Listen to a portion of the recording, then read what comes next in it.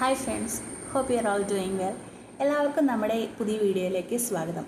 കഴിഞ്ഞ വീഡിയോയിൽ നമ്മൾ ഗ്രാഫറ്റിക്കിനെ കുറിച്ചും ഫോണറ്റിക്കിനെ കുറിച്ചും എല്ലാം സംസാരിച്ചിരുന്നു.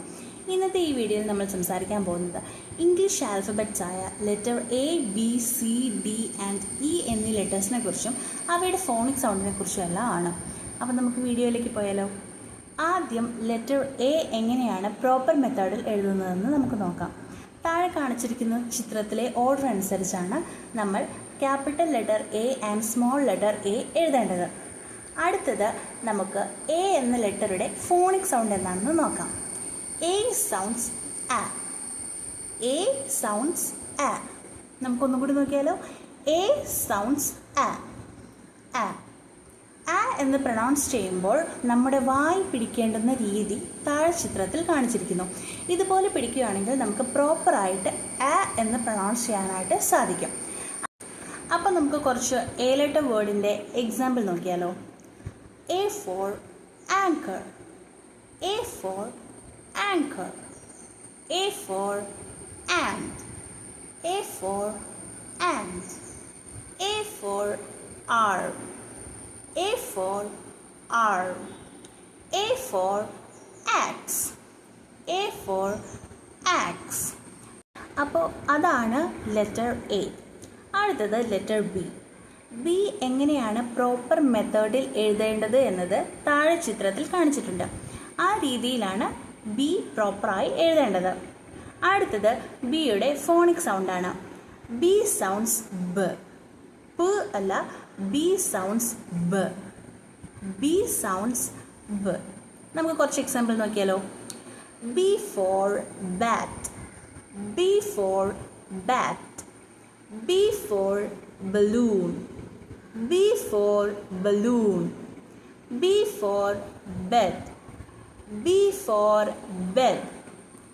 B for bus. B for bus. അപ്പോൾ അതാണ് ലെറ്റർ ബി. അടുത്തത് ലെറ്റർ സി. സി എങ്ങനെയാണ് പ്രോപ്പറായിട്ട് എഴുതേണ്ടത് താഴെ ചിത്രത്തിൽ കാണിച്ചിട്ടുണ്ട്. അടുത്തത് ലെറ്റർ സിയുടെ ഫോണിക് സൗണ്ട് എങ്ങനെയാണെന്ന് നോക്കാം. സി സൗണ്ട്സ് ക. സി സൗണ്ട്സ് ക. സി സൗണ്ട്സ് ക. എക്സാമ്പിൾ നോക്കിയാലോ. C for carrot. C for carrot. C for cow. C for cow. C for cloak. C for cloak. C for car. C for car. അപ്പോൾ ഇത്രയാണ് letter C. അടുത്തത് നമുക്ക് letter D നോക്കാം. D എങ്ങനെയാണ് proper മെത്തേഡിൽ എഴുതേണ്ടതെന്ന് താഴെ ചിത്രത്തിൽ കാണിച്ചിട്ടുണ്ട്. ഇനി ഡിയുടെ ഫോണിക് സൗണ്ട്. ഡി സൗണ്ട്സ് ഡ. D sounds D. D sounds D. നമുക്ക് കുറച്ച് എക്സാമ്പിൾ നോക്കിയാലോ. D for duck. D for duck. D for deer.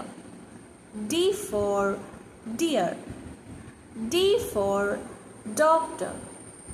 D for doctor. D for desk. D for desk. അപ്പോൾ ഇത്രയാണ് ലെറ്റർ ഡി. അടുത്തത് നമുക്ക് letter ഇയിലേക്ക് പോകാം. E എങ്ങനെയാണ്, ഏത് രീതിയിലാണ് കറക്റ്റായിട്ട് എഴുതേണ്ടതെന്ന് താഴെ ചിത്രത്തിൽ കാണിച്ചിട്ടുണ്ട്. അടുത്തത് ഇ എന്ന ലെറ്ററിൻ്റെ ഫോണിക് സൗണ്ട് എന്താണെന്ന് നോക്കാം. E sounds e. E sounds e. നമുക്കൊന്നുകൂടി നോക്കാം. E sounds e. എക്സാമ്പിൾസ് നോക്കിയാലോ. E for elephant. E for elephant.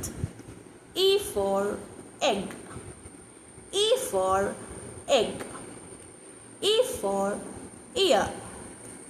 E for ear. E for eye. E for eye. അപ്പോൾ ഇത്രയാണ് നമ്മുടെ ഇന്നത്തെ വീഡിയോ. ഇന്നത്തെ വീഡിയോയിൽ ചിലരെങ്കിലും ശ്രദ്ധിച്ച് കാണും. നമ്മൾ എ ലെറ്റർ വേർഡ്സ് പ്രാക്ടീസ് ചെയ്തപ്പോഴും ഇ ലെറ്റർ വേർഡ് പ്രാക്ടീസ് ചെയ്തപ്പോഴും ചെറിയൊരു വേരിയേഷൻസ് അല്ലേ. എ ലെറ്റർ വേർഡ് നമ്മൾ പ്രാക്ടീസ് ചെയ്തപ്പോൾ ആങ്കർ, ആൻഡ്, ആക്സ് ഈ 3 ലെറ്റേഴ്സിനും ഈ 3 വേർഡ്സിനും എ എന്ന ലെറ്ററിൻ്റെ ഫോണിക് സൗണ്ട് ആ എന്നായിരുന്നു. എന്നാൽ ആൾ എന്ന വാക്കിന് മാത്രം എയുടെ ഫോണിക് സൗണ്ട് ആ എന്നായിരുന്നു. അതുപോലെ തന്നെ ഈ ലെറ്റർ വേർഡ്സ് നമ്മൾ പ്രാക്ടീസ് ചെയ്തപ്പോൾ എലിഫൻറ്റ്, എഗ് എന്നീ 2 വാക്കുകൾക്കും ഈയുടെ സൗണ്ട് എ എന്നായിരുന്നു. എന്നാൽ ഐ, ഇയർ ഈ 2 വാക്കിനും ഈയുടെ ഫോണിക് സൗണ്ട് വ്യത്യസ്തമായിരുന്നു. ഇത് നമ്മൾ കഴിഞ്ഞ വീഡിയോയിൽ സംസാരിച്ചിരുന്നത് പോലെ ചില റൂൾസ് അനുസരിച്ച് ചില കോമ്പിനേഷനിൽ വരുമ്പോൾ ഒരേ അക്ഷരത്തിന് 1, 2 അതിൽ കൂടുതലോ ഫോണിക് സൗണ്ട് ഉണ്ടാകാം. ഇതിനെക്കുറിച്ച് നമ്മളൊരു ഡീറ്റെയിൽഡ് വീഡിയോ നമ്മുടെ ചാനലിൽ അപ്ലോഡ് ചെയ്യുന്നതാണ്. അപ്പോൾ നമ്മുടെ വീഡിയോ എല്ലാവർക്കും ഇഷ്ടമായെന്ന് വിചാരിക്കുന്നു. ഇനിയും നിങ്ങളുടെ സപ്പോർട്ട് നമുക്ക് ആവശ്യമാണ്. എല്ലാവരും നമ്മുടെ വീഡിയോ ലൈക്ക് ചെയ്യുക, നമ്മുടെ ചാനൽ സബ്സ്ക്രൈബ് ചെയ്യുക, നമ്മുടെ വീഡിയോ എല്ലാവർക്കും ഷെയർ ചെയ്യുക. നിങ്ങളുടെ സപ്പോർട്ട് ഇനിയും നമുക്ക് വേണം. നിങ്ങളുടെ നിർദ്ദേശങ്ങളൊക്കെ നമുക്ക് കമൻസിലൂടെ അറിയിക്കണം. അപ്പോൾ അടുത്ത വീഡിയോയിൽ കാണുന്നവരെ ബൈ ബൈ, താങ്ക് യു.